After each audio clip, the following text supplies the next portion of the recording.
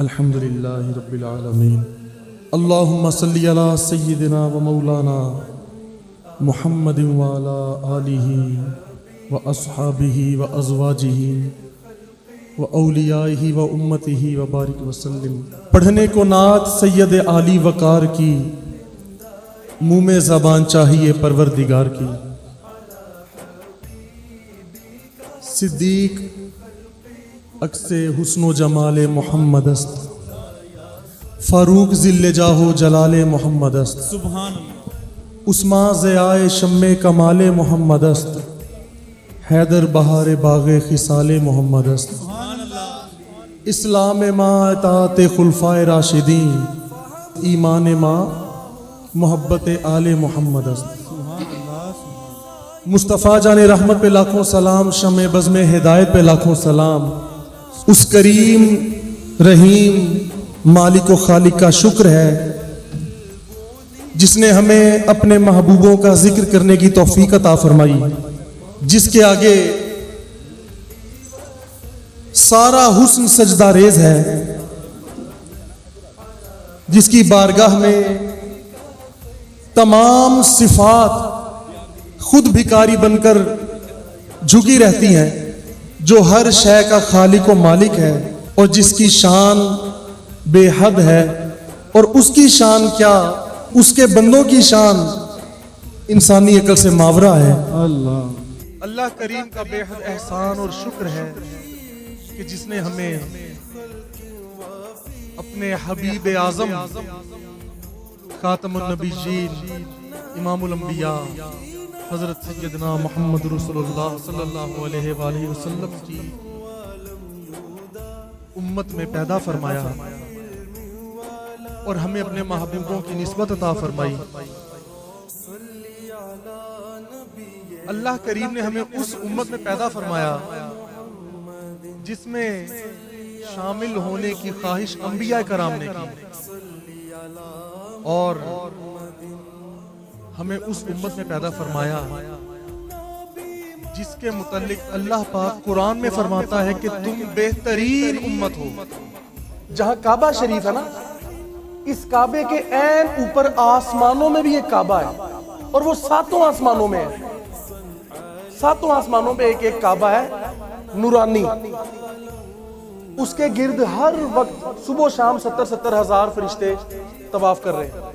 ہر زمانے میں مرکز الگ الگ ہوتے تھے نبوت کے، پورے زمانے کا ایک مرکز ہوتا تھا نبی، پھر جو ان میں بڑے انبیاء آئے، پھر اولو العزم رسول آئے، اور جو سیکنڈ لاسٹ نبی آئے عیسیٰ علیہ السلام، روح اللہ، کلمت اللہ، بہت ہی عظیم المرتبت ہستی، بہت ہی زیادہ۔ پھر ان کی صفات حضرت آدم علیہ السلام سے لے کر حضرت عیسیٰ علیہ السلام تک تمام انبیاء اور رسولوں کی صفات اور شانوں کو اکٹھا کر دیا۔ دراصل اکٹھا یوں نہیں کیا کہ وہ اصل میں شان ان کی تھی تو ملی حضور کو، ایسے نہیں ہوا۔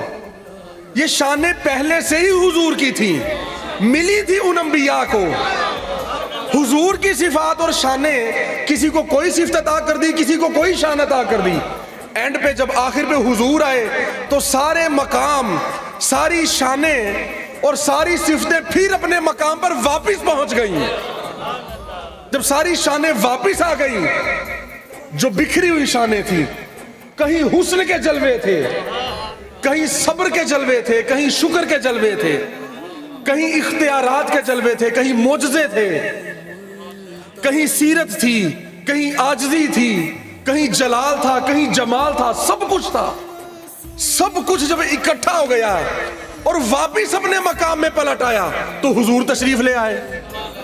گنبد خضرا کی تصویر کو اگر قریب سے دیکھیں نا تو وہ پتہ چل جاتا ہے کہ اس میں کوئی اتنی نفاست سے کام نہیں کیا گیا، زیادہ نارمل ہے۔ بس نیٹ پہ کئی تصاویر موجود ہیں جسے پاس دیکھنے سے پتہ چل، جس طرح کسی تصویر کے پکسل نہیں پھٹ جاتے، لیکن اس ایک سادہ گنبد سے اس کی شان ہے، اور وہی انسان کی نظروں کا مرکز ہوتا ہے۔ جب کوئی بھی حضور سے محبت کرنے والا بندہ وہاں پہنچتا ہے، حاضر ہوتا ہے، تو آپ کا مزار مبارک کی ہے نا، تو گنبد خضرا ہی بس مرکز ہے ہر چیز۔ حضور فرماتے ہیں میرے دربار میں اللہ نے ایک ایسا فرشتہ پیدا فرمایا، ایک ایسا خاص فرشتہ، سننے والی بڑی قابل غور بات ہے، فرمایا ایک خاص فرشتہ پیدا فرمایا اور اس کو میرا دربان بنا دیا، میرا نوکر بنا دیا، اس کو ڈیوٹی پہ لگا دیا، اور فرمایا اس کی شان بس اتنی نہیں کہ وہ مجھ پہ درود و سلام پڑھنے والوں کی آواز سنتا ہے، انسانوں کی، فرمایا اللہ نے اس کو شان سماعت اتنی عطا کی ہے کہ وہ تمام مخلوقات کی آواز کو سنتا ہے۔ ہر شخص کو جو سلسلہ میں داخل ہوتا ہے اس کو یہ بتایا جاتا ہے اور سکھایا جاتا ہے کہ نبیوں کے بعد سب سے اول اور سب سے افضل صدیق اکبر ہے فاروق اعظم۔ اب وہ شعر ہے نا، جس نے حق اور باطل میں پہچان دی، اچھا کئی یہ پڑھتے ہیں کہ جس نے حق اور باطل میں پہچان کی نہیں، کر تو اور بھی بہت لوگ لیتے ہیں، جن میں صفت فاروقیت آتی ہے وہ حق اور باطل کی پہچان کر لیتے ہیں، وہ ہے فاروق اعظم۔ انہوں نے پہچان صرف کی نہیں، پہچان دی ہے۔ ان کے پہچان دینے کی وجہ سے تو آج ہم لوگ پہچان کر پاتے ہیں، فاروق اعظم جو ہیں، اور اللہ نے ہمیں مرشد بھی صدیق الفاروق عطا فرمائے، صدیق الفاروق۔ آقا علیہ السلام کے جو خلفائے راشدین اور مہدیین ہیں، ان پہلے خصوصی 5 میں سیدنا عثمان غنی جو خلیفہ سوئم ہیں، تیسرے خلیفہ ہیں، اور حضور کو اتنے محبوب ہیں، اتنے محبوب ہیں، اگر ظاہری ہم دنیا میں دیکھیں کہ حضور نے دنیا میں اس کی مثال کیا عطا فرمائی، تو آقا فرماتے ہیں کہ اگر میری 40 شہزادیاں بھی ہوتی، 40، اور اگر میں ایک اپنی شہزادی عثمان کے نکاح میں دیتا، جس طرح ایک شہزادی کا پھر انتقال ہو گیا، پھر آقا نے اپنی دوسری شہزادی کے ساتھ ان کا نکاح کروایا، تو آقا فرماتے ہیں کہ اگر میری 40 شہزادیاں بھی ہوتی، بیٹیاں ہوتی، تو وہ بھی میں ساری کی ساری ایک کے بعد ایک ساری کی ساری عثمان کے نکاح میں ہی دے دیتا۔ مولا علی تو پھر نبی نہیں ہے نا، پھر ان کا ذکر عبادت کیسے ہو گیا؟ وہ تو صالحین میں ہے، شہداء میں ہے، صدیقین میں ہے۔ تو پتہ یہ چلا کیونکہ مولا علی کو حضور نے فرمایا اے علی تیرا گوشت میرا گوشت، تیری روح میری روح ہے، تیرا جسم میرا جسم، یعنی فنائیت وصل کی یہ کیفیت ہے، جس کو جتنی قربت اور وصل ہوتا ہے پھر اس کا مقام بدل جاتا ہے۔ تو کسی نے کیا خوبصورت بات کہی کہ اگر کہیں حسین لکھا ہو اور اس پر ہاں پر آپ پیش نہ رکھیں، پیش نہ لکھیں، تو لگتا ہے کہ حسین لکھا ہوا ہے۔ حسین لکھا ہو تو لگتا ہے حسین لکھا ہوا ہے، حسن لکھا ہو اور اس پہ بھی زبر نہ لکھیں تو لگتا ہے حسن لکھا ہوا ہے۔ اور اندازہ کریں کہ جن کے شہزادے حسینوں سے حسین حسین ہوں اور ان حسینوں سے حسین کے جو حسین ہیں ان کے بڑے حسن ہوں، سبحان اللہ۔ حسن کا مطلب ہے کہ اتنا خوبصورت اور اتنا حسن کہ جس سے بڑھ کر حسن نہ ہو، حسن نہ ہو، حسن۔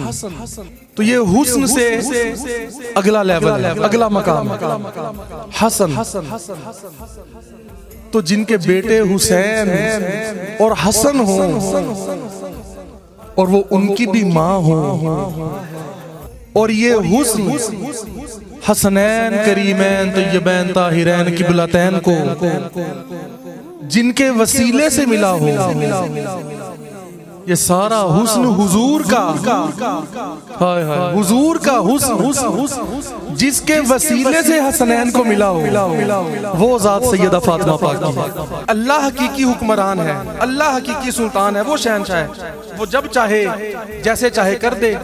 فرشتوں نے آ کر جب کہا کہ اے مریم اللہ آپ کو بشارت عطا فرماتا ہے اور اپنی جانب سے حکم فرماتا ہے، امر فرماتا ہے، آپ کو اپنا کلمہ عطا فرماتا ہے، اور اس کا نام مسیح عیسیٰ ابن مریم ہوگا، اور وہ وجیہ ہوگا، معزز ہوگا، مکرم ہوگا، بڑی وجاہت والا ہوگا۔